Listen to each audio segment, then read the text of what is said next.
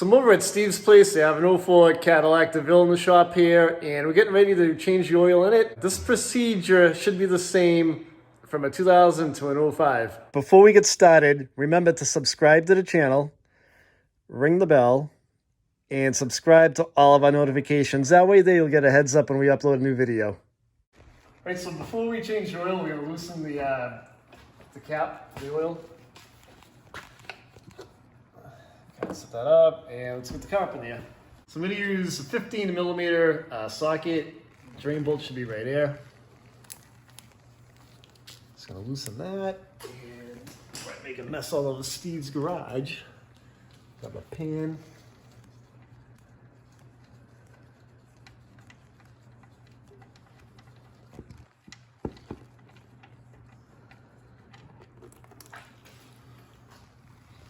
Get the oil drain out of it. So wait for the oil to drain out, but when you're doing an oil change, it's a good time to kind of walk around the car, check all the fluids, check the air pressure in the tires, check the belts on the pulleys and stuff like that. Make sure that they're not frayed, the serpentine belt. So when this is all buttoned up, we'll walk around and do that as well. So to remove the oil filter, more than likely you're gonna need an oil filter wrench. So just put your wrench on. And this one's a little tight, and just kind of crack it loose. This one came off pretty easy, and let the oil drain out. And just unscrew the oil filter by hand. So when you take the oil filter out, make sure that this gasket comes with the old oil filter, meaning that it comes off of the engine, because if it sticks to the engine block and you put that new oil filter on, it's going to leak. So let's go over to the bench. And let's get the new oil filter. So before you put the new oil filter on, what you're going to want to do is you're going to want to put a skim coat of new oil on the gasket, so that when you take it off next time, it'll help it not to stick to the oil, not to stick to the engine block.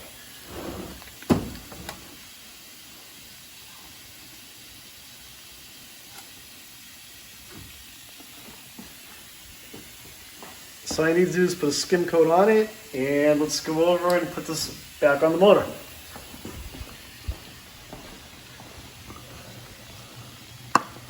So you want to make sure that the surface that the screws into is clean.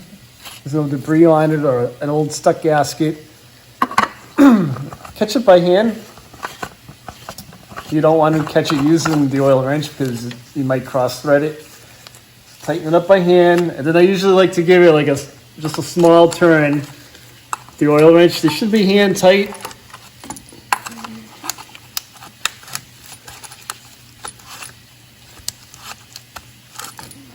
You should be good.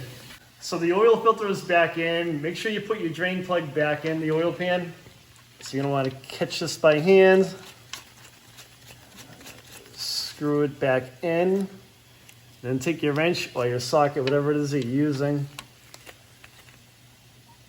Just give it a small turn, make sure it's snug. You don't want to crank down on that bolt and over tighten it, because you could strip the threads in the oil pan, so just be careful. All right, so I have my funnel, and this motor takes 530, so I have 5 quarts of 530 motor oil.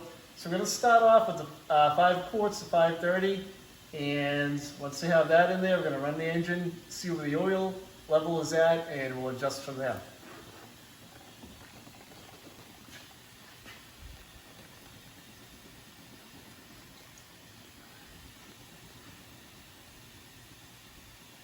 If you hold the jug sideways, the oil comes out a little smoother. Right, Steve? Yep. Usually.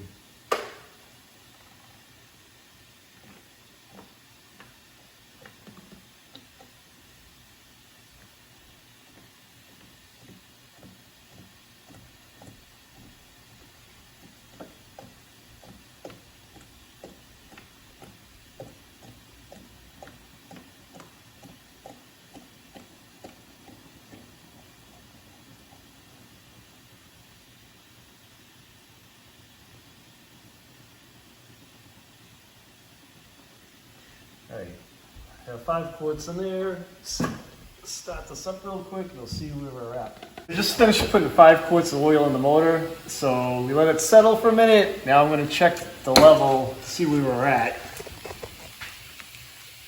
Wipe off the dipstick here. And put it back in. So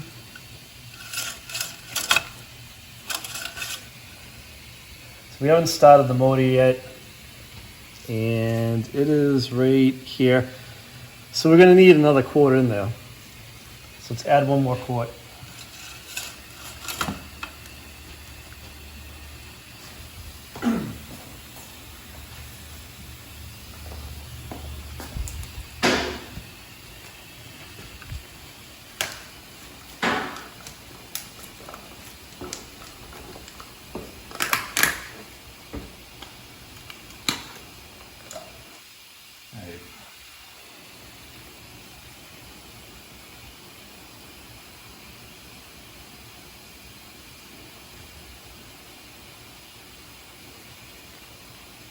This is the 6 quart of oil we put in, and let it sit for a minute and take another reading. So we're gonna start this thing, check for oil leaks, and check the oil level and see where we're at.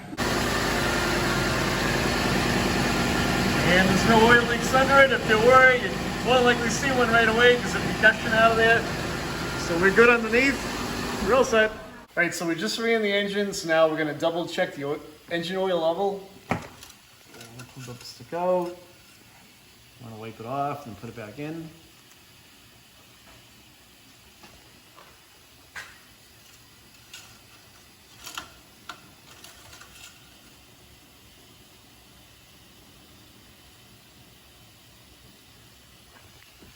Well, I know it's going to take another quart. Okay, let's see where it is.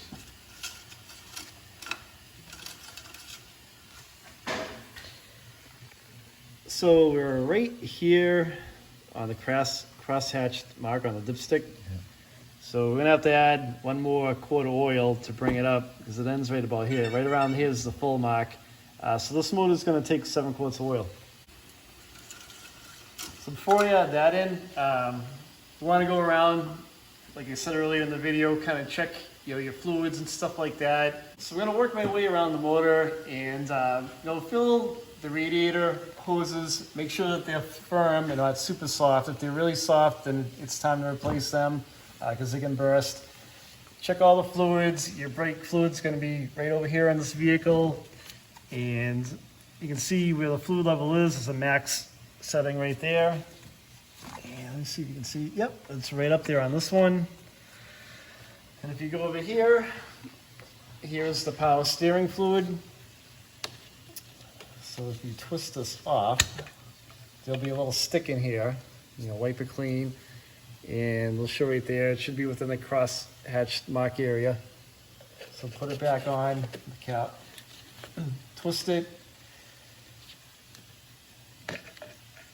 and take it off. And this is right up to level. That's all set. Your windshield wiper fluid is right here. And if you need to top it off, you can pour the wiper fluid right down in there. And we might want to top the salon off in a little bit. All right, so while we're at it, let's inspect the serpentine belt.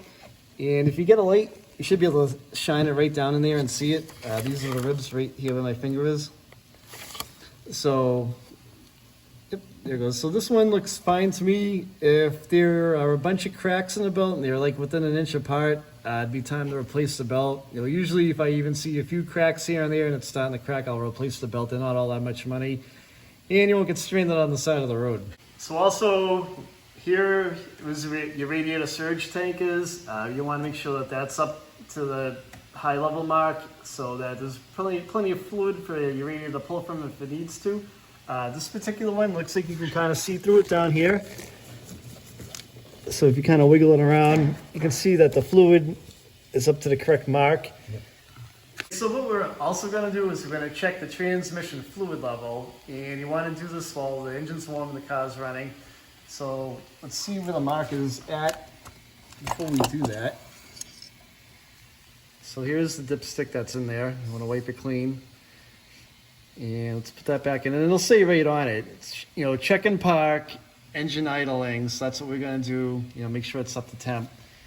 And on the other side, there's it says cold right there, and then right here is where it should be if the engine's warm. And so we have the engine idling. So you're gonna put the dipstick back into the transmission.